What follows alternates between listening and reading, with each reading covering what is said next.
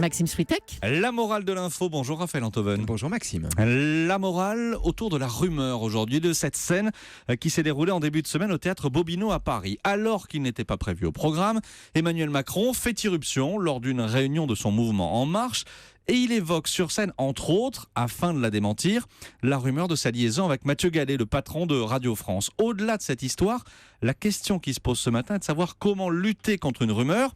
Est-ce en se taisant ou en la mettant sur la place publique? Ce qui est certain, c'est qu'on lutte mal par le silence. La rumeur ne s'épuise pas quand on la délaisse, au contraire, elle prospère sur l'indifférence feinte du concerné. Celui qui se réfugie dans le silence, Maxime, parce qu'il estime que si les rumeurs à son sujet sont fausses, alors elles ne le concernent pas, prend d'abord le risque de les voir enfler jusqu'à tenir lieu de vérité.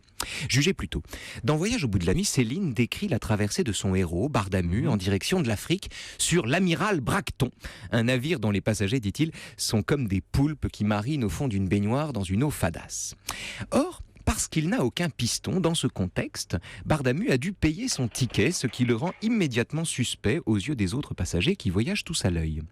Quelques jours plus tard, sans que Bardamu ait fait ou dit quoi que ce soit, tout le monde sur le bateau s'accorde à le trouver insolent, poseur, donc pédéraste, donc macro, donc antipatriote, donc cocaïnomane et pour finir certainement contraint de fuir la France en raison de crimes très graves. Or, en vérité, dit Bardamu, j'avais juste une sale gueule, voilà tout. Donc, pour éviter ce genre de mésaventure, en cas de rumeur, mieux vaut prendre les devants. Peut-être, mais ça sert à rien non plus.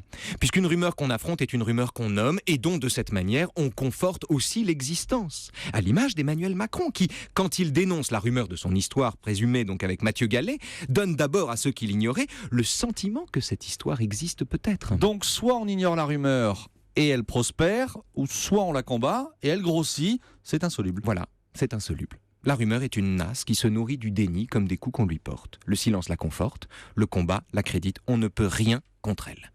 Parce que c'est un ennemi sans visage. La rumeur est tout le monde sans être qui que ce soit.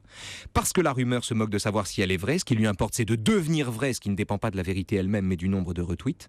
Parce que la rumeur est un plaisir qui rend intéressant celui qui la colporte. Et parce que la rumeur, enfin, est sans risque pour celui qui la répand. Et quand la haine des hommes ne comporte aucun risque, dit Céline, leur bêtise est vite convaincue, les motifs viennent tout seuls. Et alors la morale de l'info? Il est aussi difficile d'endiguer une rumeur que de blesser un banc de poissons. Il est aussi difficile, je la répète celle-là, d'endiguer une rumeur que de blesser un banc de poissons. Merci Raphaël. Vous avez déjà essayé de blesser un banc de poissons? Non, jamais. Ben voilà. Mais j'essaierai pas, je crois. Essayez d'endiguer une rumeur.